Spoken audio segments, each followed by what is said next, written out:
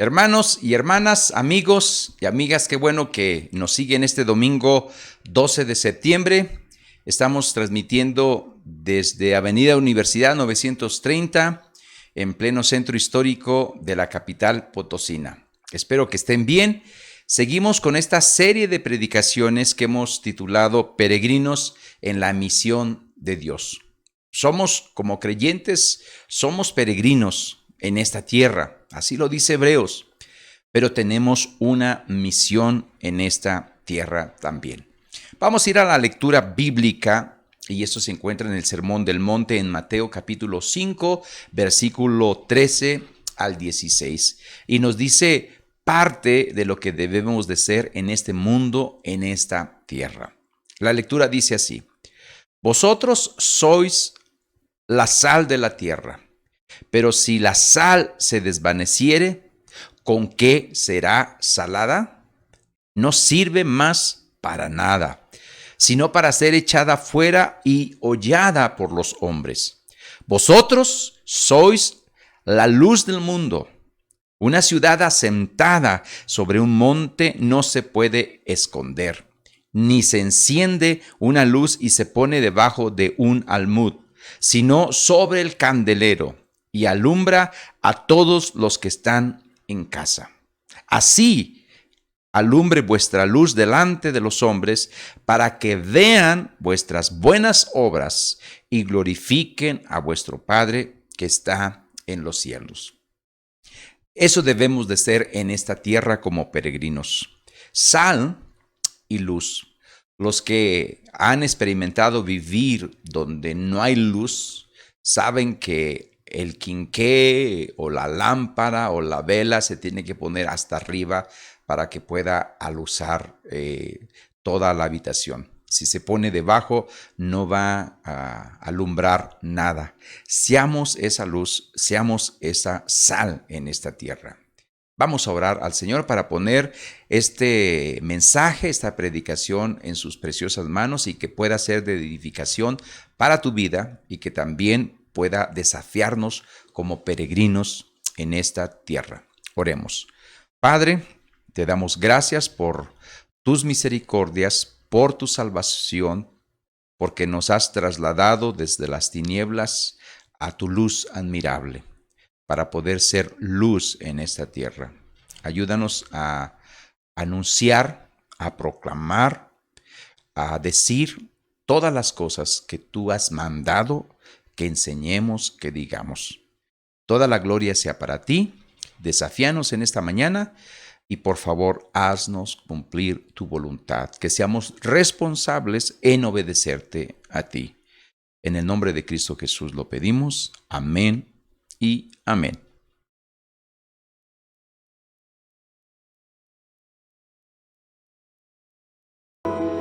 Mi pensamiento eres tú, Señor. Mi pensamiento eres tú, Señor. Mi pensamiento eres tú, Señor. Mi pensamiento eres tú. Dile porque tú me has dado la vida, porque tú me has dado el perdón, porque tú me has dado cariño, me has dado amor, porque tú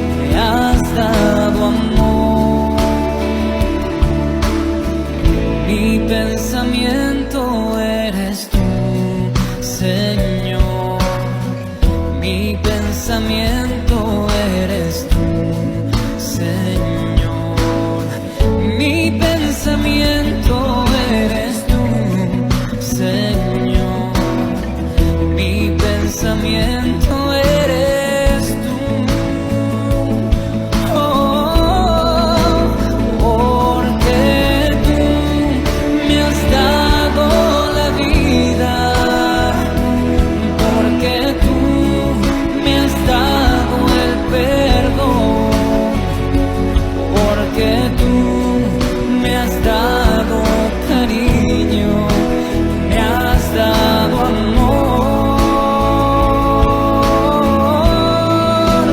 porque tú me has dado la vida, porque tú me has dado el perdón, porque tú me has dado cariño, me has dado amor. Mirarte solo a ti, Señor. Mirarte solo a ti, Señor. Mirarte solo a ti, Señor. Y no mirar atrás, seguir tu caminar, Señor, seguir sin desmayar, Señor, postrado ante tu altar, Señor, y no mirar atrás. Seguir tu caminar, Señor, seguir sin desmayar, Señor, postrado ante tu altar, Señor, y no mirar atrás.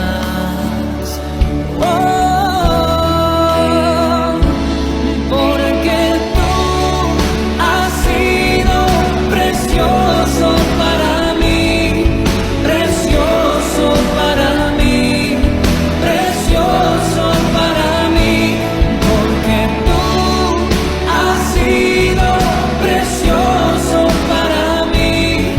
Te alabo, bendito Jesús, porque tú has sido precioso para mí, precioso para mí, precioso para mí, porque tú has sido precioso para mí. Te alabo, bendito Jesús.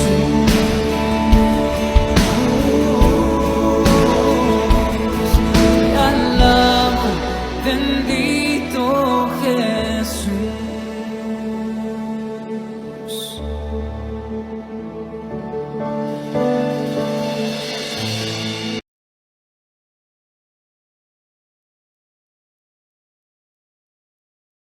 Hermanos, llegamos al sermón, a la predicación, a la exhortación, y Dios nos ayude para poder compartir lo que el Señor quiere.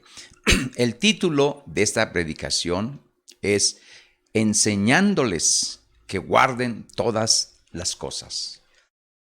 Seguramente, si eres lector de la Biblia, rápido te vas a ir donde está este pasaje. Dios nos ha encargado una gran comisión, y esta gran comisión se encuentra en Mateo capítulo 28, versículo 19 al 20. Y vamos a leerla para poder tener en claro esta gran comisión. Dice: por tanto, id y haced discípulos a todas las naciones, bautizándolos en el nombre del Padre y del Hijo y del Espíritu Santo, enseñándoles que guarden todas las cosas que os he mandado. He aquí, yo estoy con vosotros todos los días, hasta el fin del mundo. Amén. Esto es la gran comisión, lo que conocemos como la gran comisión. Y hemos querido como iglesia poner al centro a Cristo y de ahí irnos a la misión que Dios nos ha encargado, y conforme vayamos aprendiendo esto de la misión, ir accionando lo que tenemos que hacer, que es hacer discípulos, y después abriendo todo el círculo hacia lo demás. Así que vamos a resumir ahorita los 3 puntos que vamos a ver. El primero vamos a ver Mateo y el término de las naciones. El segundo punto, vamos a ver el concepto de misión en paralelo con los otros evangelios. Vamos a ver qué hay de diferencia y qué hay de similitud. Y por último, vamos a ver qué es lo que tenemos que estar enseñando a los creyentes, a estos discípulos, desde la perspectiva del Evangelio de Mateo. Así que empezamos. Mateo y las naciones. Esto de las naciones es la palabra etnia, o sea, no naciones de una manera geográfica, sino la etnia. Esta va a ser a todas las naciones, a todas las etnias. Y normalmente en el contexto de Mateo se refiere a gentiles, se refiere a otros grupos que no eran los judíos. Y esta frase, a este término la usa varias veces, casi al final de su evangelio, en relación a las naciones. Así que vamos a enfocarnos en este término porque nos va a ayudar mucho para ver esta misión. La primera está en Mateo 24, versículo 9 y versículo 14. Y lo voy a leer. Vamos a ver varios textos donde estemos observando acerca de cómo Mateo usa este término de naciones, de etnias. Entonces, dice el Evangelio, os entregarán a tribulación y os matarán y seréis aborrecidos de todas las gentes por causa de mi nombre. Ahí está, de todas las etnias. Esa es la idea. Y será predicado este evangelio del reino en todo el mundo. Otra vez, habla de naciones, para testimonio a todas las naciones, y entonces vendrá el fin. Si tú checas bien este capítulo de Mateo 24, está hablando acerca del futuro. Hace 2000 años Jesús habló acerca de este futuro escatológico y está insertando Mateo lo que Jesús dijo hacia el futuro en este evangelio. Estos textos nos evocan imágenes sobre la totalidad del mundo. Cuando Mateo en la Gran Comisión escribe las palabras que dijo Jesús de ir y hacer discípulos a todas las naciones, tiene la idea de la totalidad del mundo que está habitado, o sea, todas las etnias. También en el capítulo 25, versículo 32, nos dice lo siguiente: y serán reunidas delante de él todas las naciones, y apartará los unos de los otros como aparta el pastor las ovejas de los cabritos.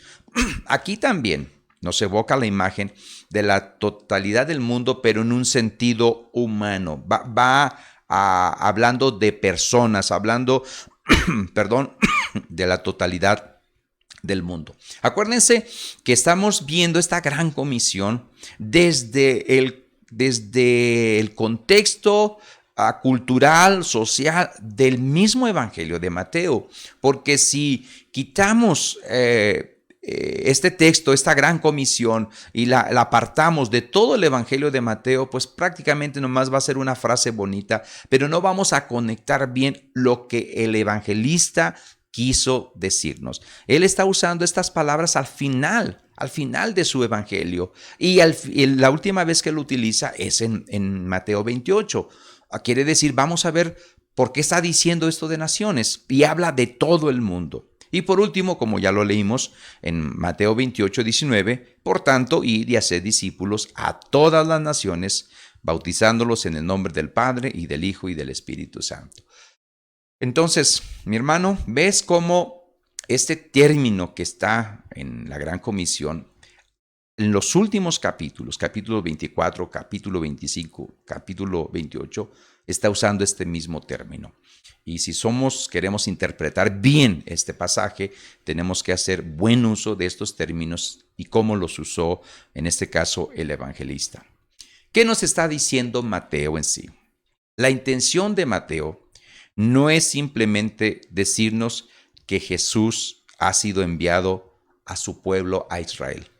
No nos está diciendo eso, porque si ves el principio, habla de que ha llegado el Mesías, que ha llegado a Israel. No es solamente eso. Él está diciendo que Jesús es el Salvador de la humanidad, del mundo. El Evangelio, sí, en Mateo percibimos su preocupación por toda la humanidad, incluyendo a los judíos también. Jesús ha venido a ser el Salvador de este mundo. Tú sabes bien que los judíos no lo aceptaron, vino a su pueblo y los suyos no lo rechazaron, pero a pesar de esta dureza del corazón de los judíos, Mateo sigue haciendo la misión hacia sus propios compatriotas, pero también haciendo la misión hacia los gentiles. Una ilustración que espero que ilustre lo que quiero decir. Es como en la iglesia, mi hermano. En la iglesia hay que evangelizar, hay que discipular. Hay personas que vienen a la iglesia, hay personas que están viniendo a congregarse en todas las iglesias y no han creído en el sentido bíblico en Jesús. Sí les gustan las predicaciones, sí les gusta la música, pero no se han comprometido, no han entregado toda su vida a Jesucristo. En ese sentido, la iglesia pues tiene que ir alcanzando a ellos, a los que van congregándose. Pero también la iglesia no debe de olvidarse del mundo que les rodea. Muchas veces los errores que tenemos como iglesias es que nos enfocamos solamente en los que están adentro y olvidamos a los de afuera. Mateo, por un lado, está queriendo alcanzar a su pueblo con las promesas que Dios ha dado al pueblo de Israel. Pero por otro lado, Mateo está diciéndonos que tenemos que alcanzar a los gentiles, a la misión, a todas las etnias. Porque Jesús, aquel resucitado, envía a sus seguidores, a sus discípulos, a todas las naciones. Ahora, esto lo dice también en Mateo 21:43. Observa bien ese texto porque nos va a iluminar mucho. Dice este texto: por tanto os digo que el reino de Dios será quitado de vosotros y será dado a gente que produzca los frutos de él. O sea, este evangelio, este mensaje venía para los judíos, para el pueblo de Mateo. Pero como lo rechazaron, sí, entonces Dios alcanza a otro pueblo, a otra gente, para que produzca los frutos que Él espera que se produzcan para el reino de Dios. Si entendemos bien esto, mis hermanos, si captamos bien esta idea de Mateo y las naciones y las etnias, vamos a comprender bien la misión. Como iglesia, hay que alcanzar a los que están aquí en la iglesia, a los que vienen, a los que están queriendo abrazar el evangelio. Hay que alcanzarlos, hay que discipularlos. Pero por otro lado, también tenemos que alcanzar al mundo hasta lo último de la tierra. Así que vamos a pasar al segundo punto, el concepto de misión en paralelo con los otros evangelistas. Fíjate bien, la gran comisión aquí en Mateo nos dice enseñándoles a obedecer todo lo que les he mandado a ustedes, de una manera parafraseado. Y enseñándoles antecede a bautizarse, ¿sí? Y constituye el contenido, de alguna manera, del proceso de hacer discípulos, de la misión. O sea, hay que bautizarlos y de esta manera cumplimos la gran comisión.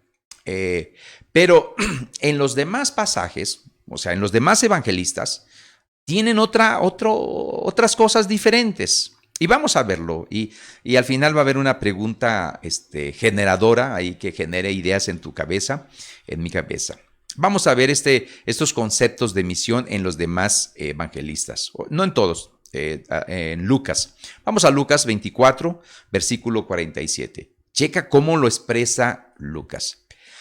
Y que se predicase en su nombre el arrepentimiento y el perdón de pecados en todas las naciones, comenzando desde Jerusalén. O sea que aquí vamos a predicar el arrepentimiento y perdón. Esa es la gran comisión. Para Lucas, en este sentido, si usamos este texto, decimos, ¿sabes qué? Se debe de proclamar en todas las naciones el arrepentimiento y perdón de pecados. Eso lo dice Lucas y es su paralelo a Mateo. Ahora, Lucas también en Hechos, recuerdas que Hechos, el autor es Lucas, Hechos 1:8 dice, pero recibiréis poder cuando haya venido sobre vosotros el Espíritu Santo y me seréis testigos en Jerusalén, en toda Judea, en Samaria y hasta lo último de la tierra. Aquí se les dice a los discípulos que ellos van a dar testimonio de los eventos de la resurrección con el poder del Espíritu Santo. Ahora, ellos van a ser testigos. Y testigos inclusive tiene la idea de mártires. Es la idea en su connotación en el griego. Ellos van a ser testigos. Por un lado, Lucas nos dice hay que predicar el arrepentimiento y perdón. Y Lucas nos dice, el mismo evangelista nos dice en Hechos, ¿sabes qué? Hay que ser testigos. Vamos a morir por este mensaje. Ahora, Juan, el Evangelio de Juan, Juan capítulo 20, del versículo 21 al 23, observa lo que dice. Entonces Jesús les dijo otra vez, paz a vosotros, como me envió el Padre, así también yo os envío. Y habiendo dicho esto, sopló y les dijo, recibid el Espíritu Santo. A quienes remitieres los pecados, les son remitidos, y a quienes se les retuvieres, les son retenidos. Aquí los discípulos reciben la promesa del Espíritu Santo, y luego al mismo tiempo Cristo ya resucitado los envía al mundo, con la autoridad para perdonar pecados. Si tú observas desde Mateo, Lucas y Juan, ¿cuál escogerías? Ahí viene la pregunta retórica. ¿Cuál vas a recoger de comisión? ¿Cuál te parece mejor? ¿Cuál consideras que puedes hacer? Mira, algunos prefieren la proclamación, proclamar a Cristo en vez de enseñar. Porque Mateo nos dice enseñando todas las cosas, hacer discípulos y hay que enseñarle todas las cosas. Mateo se oye bien didáctico, muy intelectual Mateo se escucha. En cambio, los demás se escuchan más espirituales. Inclusive Juan habla de, bueno, yo voy a ir y voy a perdonar los pecados de los demás, ¿no? En el poder del Espíritu Santo. Otros a lo mejor dicen, no, yo quiero obedecer los mandamientos, así como dice Mateo.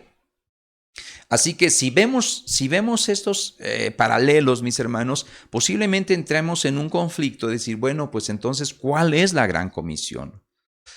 Ninguna de estas que te estoy mencionando sí se oponen, sino se complementan entre sí. Ya lo había dicho en una predicación, Mateo es la forma más clara que tenemos de la gran comisión. Los demás están implícitos en esta gran comisión. Así que vamos a examinar las palabras de Jesús que nos dan Mateo para darnos cuenta de cómo es la forma y cómo Jesús nos manda y se preocupa por esta misión que tenemos. Y vamos a empezar analizando estas palabras. Ya el domingo pasado reflexionamos sobre las palabras, los términos de esta gran comisión y hoy seguiremos igual. Mateo, vamos a leerlo una vez más. Mateo 28, versículo 19 al 20. Observa bien, por favor, escucha. Por tanto, id y haced discípulos. Observa esta frase. A todas las naciones, bautizándolos en el nombre del Padre y del Hijo y del Espíritu Santo, enseñándoles que guarden todas las cosas que os he mandado. Y aquí yo estoy con vosotros todos los días hasta el fin del mundo. Amén. Hay tres términos importantes en esta gran comisión. Uno, hacer discípulos. Otro, bautizar. Y otro, enseñar. Nos estaremos ocupando hoy del tercero, de la enseñanza. Y llegamos al punto 3. Enseñándoles que guarden todas las cosas. Ok, vamos a ser discípulos y hay que enseñarles que guarden todas las cosas. Es importante aquí reconocer que para Mateo la enseñanza no es una actividad meramente intelectual. A veces cuando nosotros hablamos de enseñanza, de aprendizaje, lo relacionamos con nuestra mente, lo relacionamos con nuestros saberes. Es cuestión de saber, de conocer, nada más. Pero para Mateo este término de enseñanza no es solamente una actividad intelectual. La enseñanza de Jesús apela siempre a la voluntad de aquel que lo escucha, no tanto al intelecto.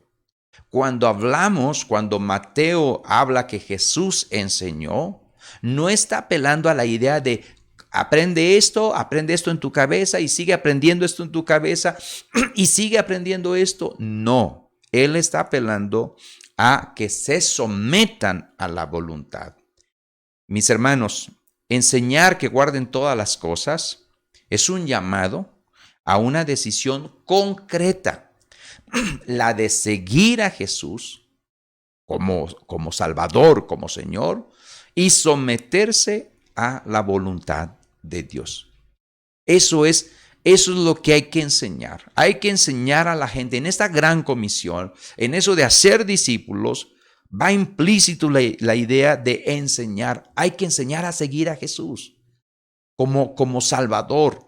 Y hay que enseñar a que debemos todos someternos a la voluntad de Dios porque Él es Señor. Además, también, este término de enseñar no es simplemente conocer más de la ley para el contexto de judío. No es solamente acatar la ley, porque para eso estaban los fariseos. Ellos sabían mucho de esto, de la ley, y querían cumplirla. No, Mateo habla de enseñar todas las cosas. Lo que dijo Jesús implica estar sometidos a la voluntad del Señor. Implica que los apóstoles deben de enseñar a los nuevos discípulos, y según Mateo 28:20, a someterse a la voluntad de Dios que está revelada en el ministerio, en la vida, en la obra, en la enseñanza de Jesús.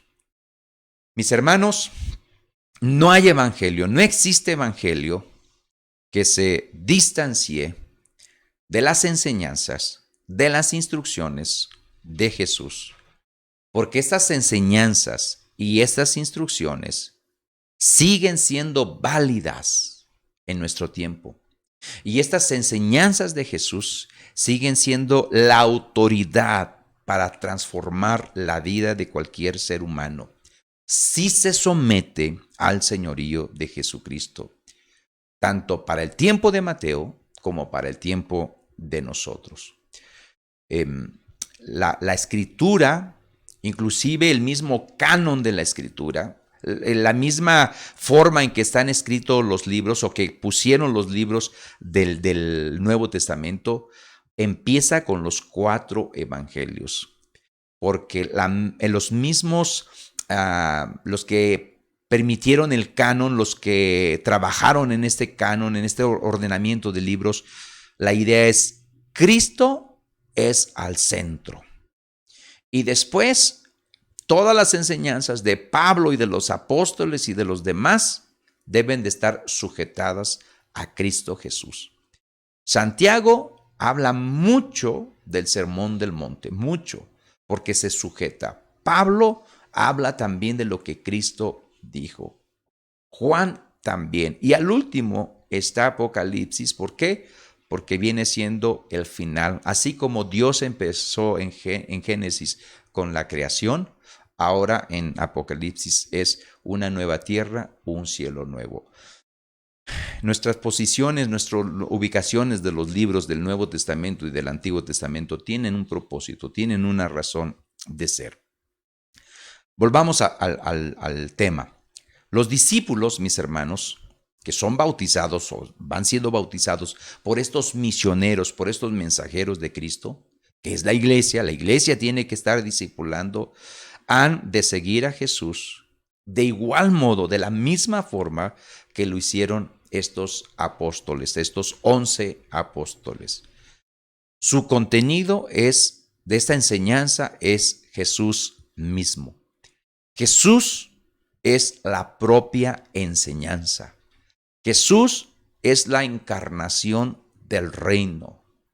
Jesús es el mismo evangelio encarnado.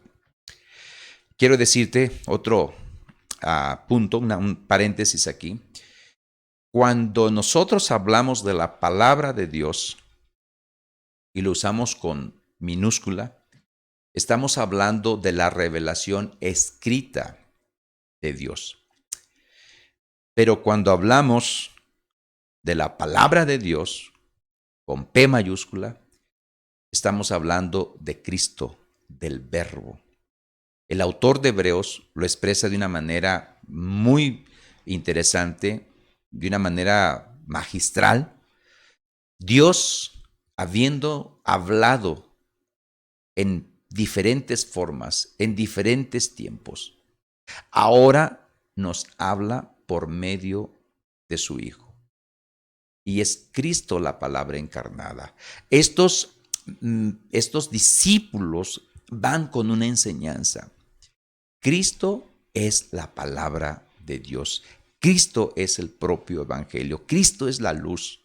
Y eso es lo que se tiene que enseñar. El discípulo, mi hermano y mi hermana, está determinado a estar relacionándose con Cristo porque Él es la palabra encarnada. No debe, para nada, mis hermanos, a estar en conformidad con algún reglamento impersonal. Nosotros los evangélicos estamos dados a poner manuales que nos ayudan mucho, en realidad, tienen muchos beneficios, pero jamás un manual debe de entorpecer lo que Dios quiere hacer en su reino, jamás. Para Mateo, la enseñanza no se da en un aula, jamás, ¿sí? Nosotros normalmente cuando hablamos de enseñanza vamos a tener un discipulado y nos vemos en el salón tal. Vamos a ver una enseñanza y vamos a la iglesia y aprendemos ahí. No, la enseñanza no es en el aula. Ni siquiera para Mateo la enseñanza es en la sinagoga o en la iglesia. La enseñanza que debemos de impartir es afuera, en el mundo, enseñándoles que guarden todas las cosas, aquellas etnias, aquellos que deben de ser alcanzados. Mi hermano y mi hermana, ¿qué debemos enseñar? Es la pregunta, ¿qué debemos de enseñar? Ya dijimos algunas cosas, porque el texto dice, enseñándoles que guarden todas las cosas que os he mandado. Y algo que quiero decirlo rápido, debemos de enseñarles acerca de la voluntad de Dios. Mateo, fíjese bien, Mateo en el capítulo 6 del Sermón del Monte, versículo 10 dice, venga tu reino, hágase tu voluntad como en el cielo, así también en la tierra. Lucas en el texto paralelo, sí, usa casi los mismos detalles que usa Mateo, pero solamente Mateo incluye esta petición, hágase tu voluntad. Mateo dice que lo que tenemos que enseñar es hacer la voluntad de Dios. También en Mateo capítulo 7, versículo 21, y esto es un versículo que da miedo, es fuerte. No todo el que me dice, Señor, Señor, entrará en el reino de los cielos, sino solo el que hace la voluntad de mi Padre. No se trata de tener muchas cosas en la cabeza de lo que dice la Biblia. Se trata de enseñar a hacer la voluntad de Dios. Mateo también lo expresó en una parábola donde la única diferencia de estos dos hijos, eran iguales los dos hijos, igualitos, pero la única diferencia es que nada más uno de los dos obedeció. A este le dijo, haz aquello, y él dijo, sí, pero no fue. Y el otro le dijo, haz esto, y él dijo, no, pero el último fue. ¿Cuál fue la diferencia? El que obedeció. Por un lado, mis hermanos y mis hermanas, y amigo, amiga que nos escuchas, necesitamos hacer la voluntad de Dios. Y la voluntad de Dios está expresada en su palabra. Por otro lado, mis hermanos, los verdaderos discípulos de Jesús se les desafía a dar fruto. Tenemos que enseñar que la vida cristiana es una vida fructífera. Mateo 3:8 dice, haced pues frutos dignos de arrepentimiento. Y ya lo vimos este texto, no lo voy a mencionar más, pero Mateo utiliza esta frase también en otros pasajes y lo usa en una metáfora que está en Mateo 12, versículo 33, lo voy a leer. O haced el árbol bueno o su fruto bueno.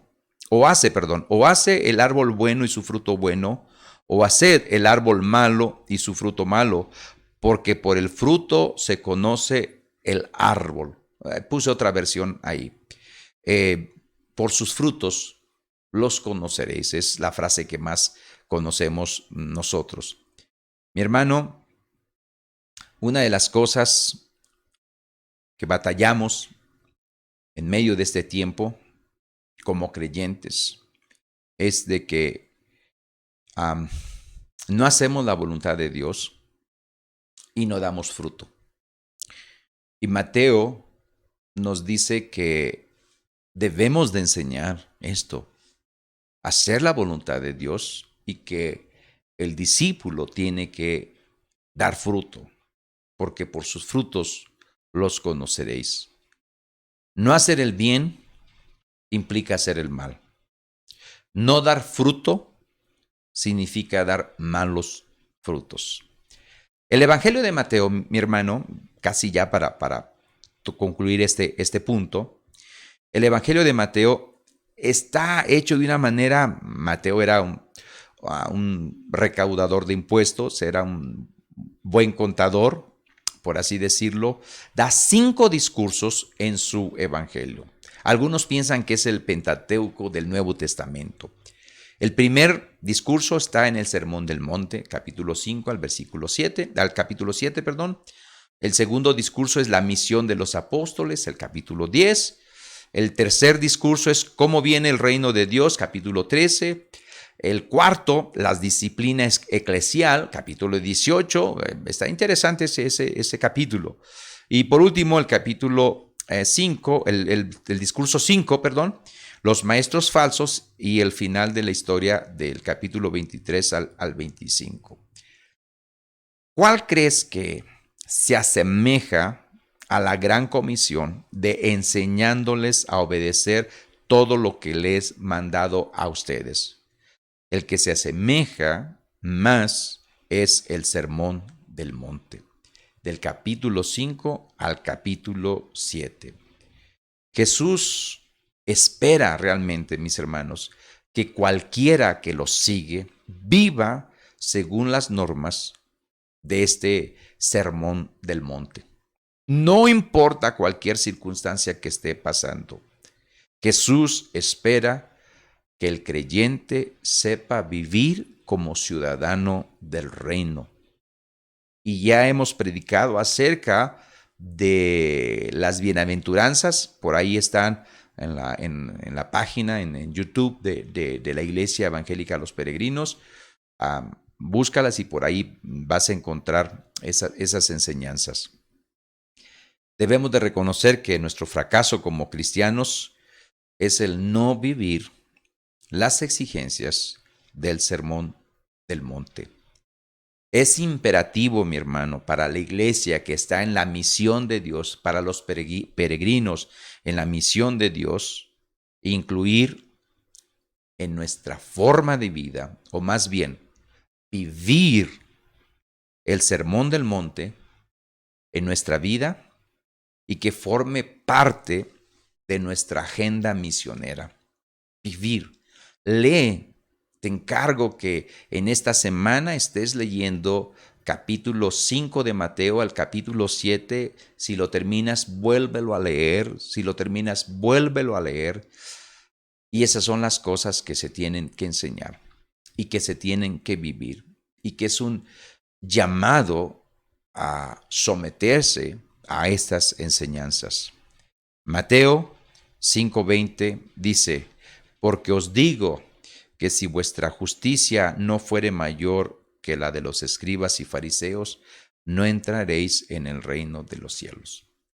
Vivir vidas justas, vidas piadosas, vidas transformadas por el Espíritu Santo, por Dios, por su palabra, en medio de un mundo de maldad, en medio de un mundo de muerte, en medio de un mundo donde las personas están anestesiadas. Mi hermano, necesitamos ser esa luz y esta sal de la tierra. Vamos a las conclusiones. Conclusiones de enseñándoles a obedecer todo lo que he mandado a ustedes. Primera conclusión. El Sermón del Monte desafía casi todas las estructuras tradicionales de la sociedad. Tenemos que ser en medio de esta sociedad pacificadores. Tenemos que buscar la paz. Tenemos que ser personas reconciliadoras. Debemos de tener este ministerio de reconciliación. Debemos ser personas justas, piadosas.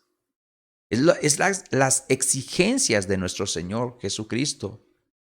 Necesitamos abandonar la venganza. Es más, necesitamos amar a nuestro enemigo, orar por nuestro enemigo. Mi hermano y mi hermana, mi amigo, esto es realmente serio y solamente se puede hacer si venimos a Cristo Jesús, abrazamos su evangelio y dejamos que Él trabaje en nuestra vida y nosotros podamos dar fruto en Él. Observemos Mateo 11, capítulo 11, versículo 2 al 5. Y fíjate bien, voy a leerlo. Y al oír Juan en la cárcel, y observa esta frase, los hechos de Cristo, le envió 2 de sus discípulos para preguntarle, ¿eres tú aquel que había de venir o esperamos a otro? Respondiendo Jesús les dijo, id y hacer saber a Juan todas las cosas que oís y veis.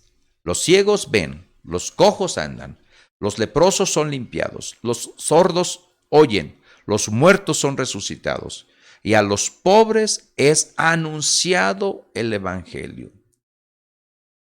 Sin estos hechos de Cristo, la enseñanza del Sermón del Monte quedaría como un sermón elocuente, grande, pero hueco. El Sermón del Monte tiene su importancia porque Cristo vivió esta enseñanza. Esta frase ya casi está trillada políticamente, hechos, no palabras. Cristo, los hechos de Cristo. Él vivió una vida ejemplar. Él sufrió y murió por nosotros. Y Él selló su vida ejemplar, su vida entregada a Dios, su vida sometida a la voluntad de Dios, su vida llena de frutos, lo selló con su propia sangre. Segunda conclusión. La misión no puede quedarse solo en los aspectos de lo exclusivamente personal, interior, espiritual y vertical de la vida de las personas. O sea, la idea es esto: yo no puedo estar pensando en una misión solamente en mí, yo y mi Dios, yo y mi vida, y Dios conmigo, y Dios me bendice, y yo soy un hijo que Dios me ama a mí, y inclusive ya me metí en problemas y me va a sacar porque es mi padre y es su chamba y por eso yo lo sigo, y yo y él. Es vertical nada más. Y lo adoro y canto y tengo momentos preciosos. No, no. Tal vivencia está totalmente ajena a las enseñanzas de Jesús. Mateo nos dice que enseñemos todas las cosas que nos ha mandado. Todas las cosas. Necesitamos relacionarnos. Necesitamos ser luz y sal. Luz en esta tierra.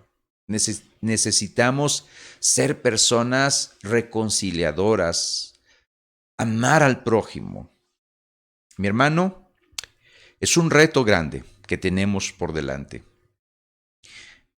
Hoy en esta tarde Dios nos ha hablado a través de Mateo. Es su palabra, es su revelación. Y tú y yo tenemos la decisión de decidir si vamos a obedecer, si vamos realmente a someternos a su autoridad, si vamos a vivir dando frutos o vamos a seguir nuestra vida como la hemos estado viviendo. Mi hermano, la vida cristiana siempre exige más y más. Que Dios nos ayude en esta tarea que tenemos por delante. Oremos al Señor. Padre, gracias porque nos das tus palabras, nos das tus preceptos y nos enseñas. Gracias porque nos has salvado, nos has reconciliado con nuestro Padre. Ahora tenemos paz de Dios. Ahora somos amados en ti. Ahora tenemos promesas. Formamos parte de un pueblo.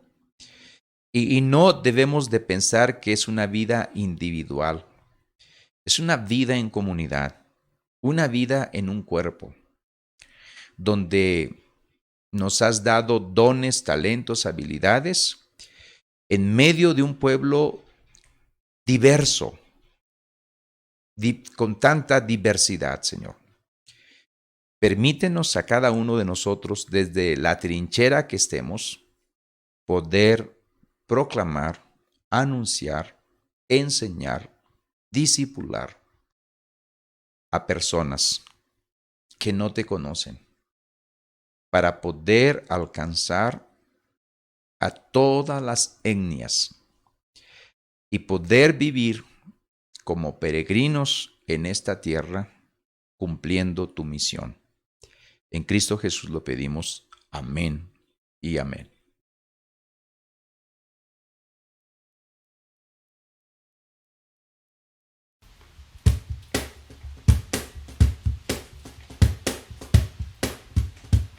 One, two, five, hey.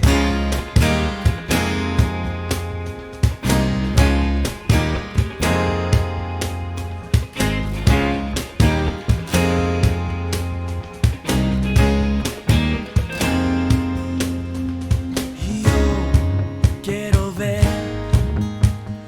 tu luz brillando en mí, a través de mi ser, un altar todos puedan ver, que todos oigan que tú eres vida, la esperanza, perfecta gracia que me ha rescatado. Tú eres vida, la esperanza, perfecta gracia que me ha rescatado. Y ya no vivo yo, Cristo vive en mí, paro quiero ser en tus manos. Ya no vivo yo, Cristo vive en mí, paro quiero ser en tus manos. De gloria en gloria te veo, Dios. De gloria en gloria transformado soy por tu espíritu.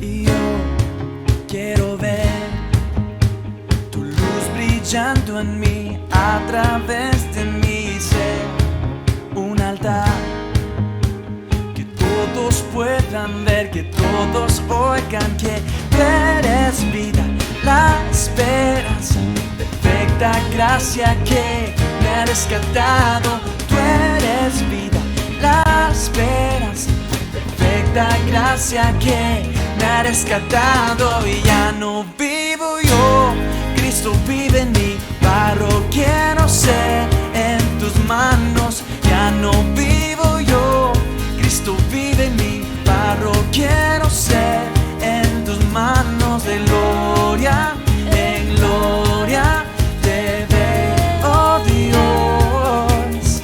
De gloria en gloria transformado soy por tu espíritu.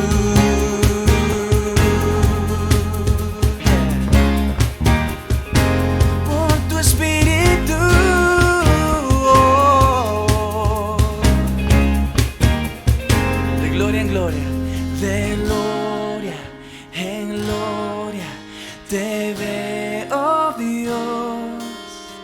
De gloria en gloria te veo, Dios. Más fuerte dice, de gloria en gloria te veo, Dios. Una vez más dice, de gloria en gloria te veo, Dios. Ya no vivo yo, Cristo vive en mí, barro quiero ser en tus manos. Ya no vivo yo, Cristo vive en mí, barro quiero ser en tus manos. De gloria en gloria te veo, Dios. De gloria en gloria transformado soy por tu espíritu.